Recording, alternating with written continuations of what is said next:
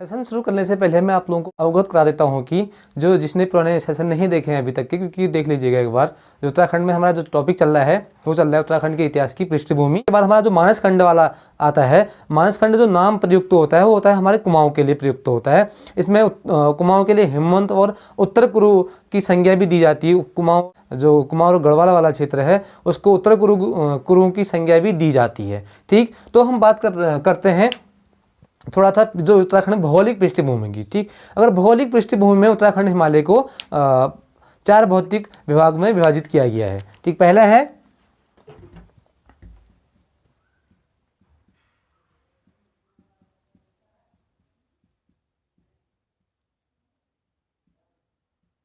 पार हिमालयी क्षेत्र। ठीक, जो पहला है हमारा पार हिमालयी क्षेत्र और दूसरा है हमारा महा हिमालयी क्षेत्र।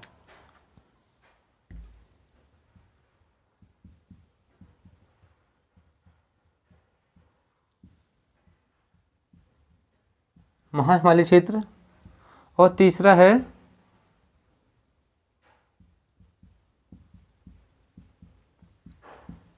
लघु हिमालयी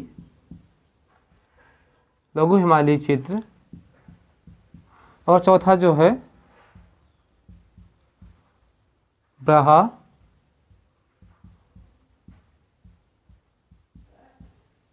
हिमालयी क्षेत्र। ठीक, भौगोलिक दृष्टि से 4 भागों में विभाजित किया गया उत्तराखंड को। पार हिमालयी क्षेत्र में जो है हमारा उत्तर और उत्तर पूर्व, इसमें भूटात्मिक प्रदेश,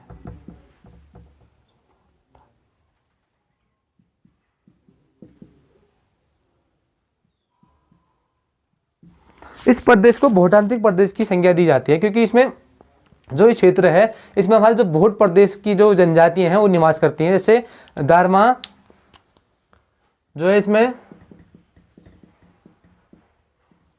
दारमा,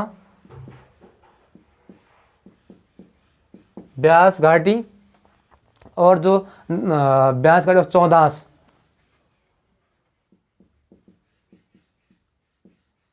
चौदास घाटी के कुछ जनजाति के लोग इसमें निवास करते हैं। ठीक, तो अगला जो है महा हिमालयी क्षेत्र।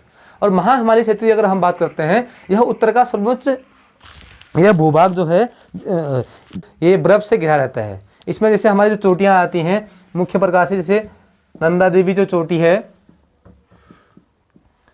और चौखंबा जो पर्वत है, चौखंबा और पंचाचूली, ये पर्वत इसके अंदर आता है हमारे महा हिमालयी क्षेत्र के अंतर्गत। अब हम बात करते हैं लघु हिमालयी क्षेत्र। लघु हिमालयी क्षेत्र में लघु हिमालय जो क्षेत्र है इसमें शिवालिक श्रेणियां,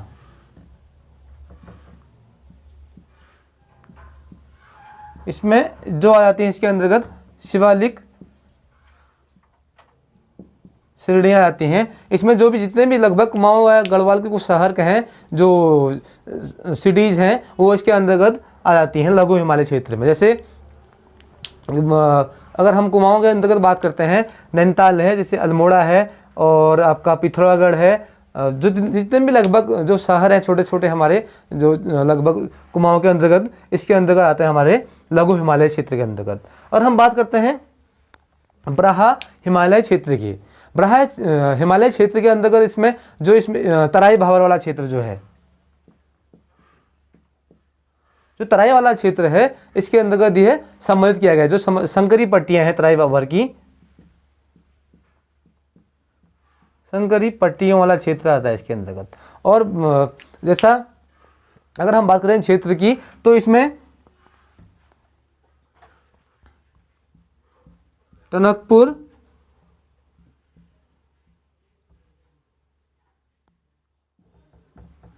काशीपुर, रुद्रपुर, बाजपुर और ऋषिकेश, नामनगर, इन क्षेत्र आ जाते हैं। तो आप लोगों को समझ में आ गया होगा। आप लोगों को देखो मेरी पूरी कोशिश ये रहेगी अच्छे से समझाने की आप लोगों को, और आप लोग रिवाइज करिएगा, पुराने सेशन देखिएगा और पुराने सेशन देख लीजिएगा जिसने अभी तक नहीं देख रखे हैं, क्योंकि एक आसान लैंग्वेज के आधार पर समझाने का प्रयास रहेगा मेरा आप लोगों को। तो अगर बात और हम उत्तराखंड में कुलिंदी राजवंश की बात करते हैं, इसमें ये हमें अशोक के स्तंभ, जो स्तंभ लेख हैं अशोक के, इनके आधार पर हमें इसी पता चलता है कि यहाँ पे उत्तराखंड में जो कुमाऊं और गढ़वाल वाला क्षेत्र है, इसमें कुछ क्षेत्र में जो कुलिंदों का शासनकाल भी यहाँ पर रहा होगा। और बात करते हैं इनकी मुद्राओं की, तो इसमें कुछ मुद्राएं भी मिल जाती हैं। इनकी कुलिंदों की हमें मुद्राएं मिलती हैं,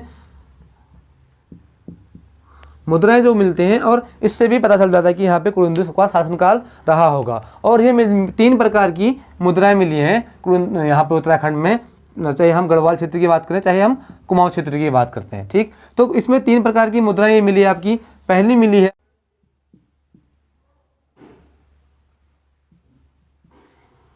अमोघ भूत मूर्ति, अमोघ भूत प्रकार की जो मुद्रा मिल रखी है। और दूसरी मिली है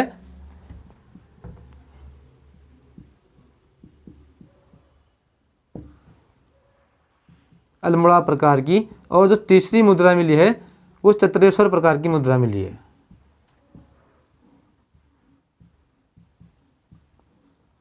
चतुरेश्वर प्रकार की मुद्राएं मिली हैं। ठीक, इतना आप लोगों को समझ में आ गया होगा। अगर हम बात करते हैं उत्तराखंड में जो कार्तिकेयपुर राजवंश की, पहला ऐतिहासिक राजवंश इसको माना जाता है। अगर हम बात करते हैं इसमें जो इनके शासक कालों की, इसमें 300 साल तक इसमें 3 शासकों के परिवारों ने यहाँ पे निवास किया था। ठीक है, जो अगर इसमें हम बात करते हैं प्रथम परिवार के शासक की, इसमें बसंतन देव,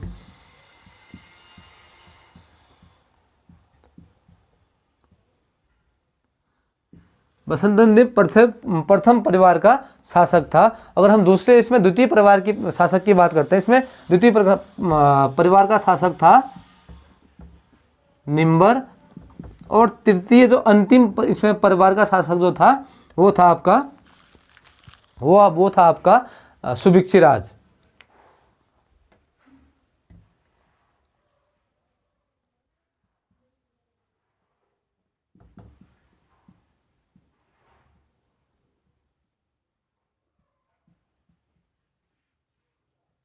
सुभिक्षिराज। और कत्यूरी राजवंश का उल्लेख जो उत्तराखंड की जो हमारी लोक गाथाएं हैं इनमें इसका उल्लेख मिलता है। ठीक, अगर हम बात करते हैं अब जो कुमाऊं और गढ़वाल के नामोत्पत्ति की, ठीक, इतना आप लोगों को क्लियर हो गया होगा।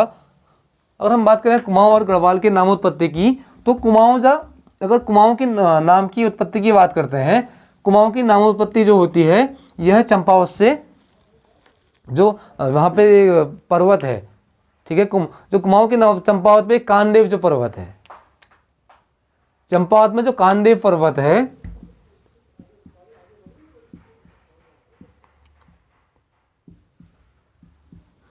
कानदेव पर्वत से कुमाऊं नाम की उत्पत्ति मानी जाती है। क्योंकि यहाँ पे कानदेव पर्वत को इसलिए माना जाता है, यहाँ पे जो विष्णु भगवान थे उनने यहाँ पे अपना एक कुर्म रूप धारण करा था।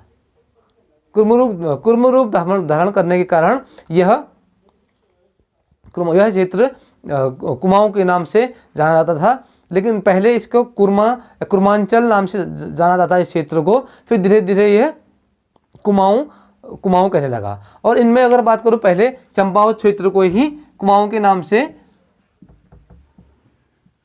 जाना जाता था, लेकिन अब ये पूरा क्षेत्र जो कुमाऊं वाला पूरा क्षेत्र, जैसे जो अल्मोड़ा है, पिथौरागढ़ है, चंपावत है, बागेश्वर है, जो कुमाऊं क्षेत्र वाला एरिया जो है, यह अब जो जितने भी डिस्ट्रिक्ट आते हैं हमारे क्षेत्र के अंतर्गत इस क्षेत्र में, अब ये पूरा क्षेत्र कुमाऊं के नाम से जाना जाता है।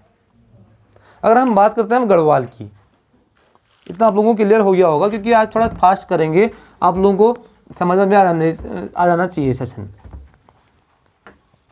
क्योंकि ज़्यादा लंबा होने पे आप लोग देख नहीं पाते हैं, इस चक्कर में मैं थोड़ा तेज चल रहा हूँ आज। और जो है अब हम बात करते हैं गढ़वाल के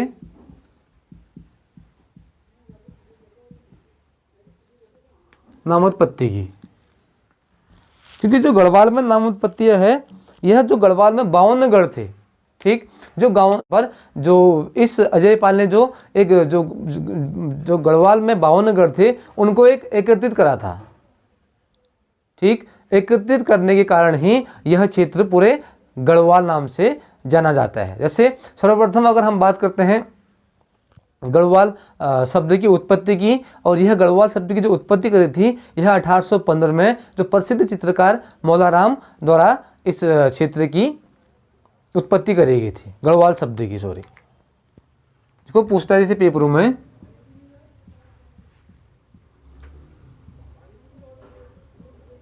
गढ़वाल शब्द की उत्पत्ति ये हुई थी 1815 में। गढ़वाल शब्द की उत्पत्ति सर्वप्रथम 1815 में प्रसिद्ध जो चित्रकार थे मौलाराम द्वारा, इतिहासकार बताते हैं। अगर हम अब बात करते हैं जो प्राचीन कालीन जातियां थी, खस जाति और तगड़, कोल, किरात और नाग, कुलिंद, शक और हूण, इन जनजातियों का यहाँ भी निवास स्थान रहा है प्राचीन कालीन समय में। और ये सेशन जो है, ये टॉपिक जो है हम आगे क्लियर करेंगे। तो यहीं पर क्लास समाप्त होती है। धन्यवाद।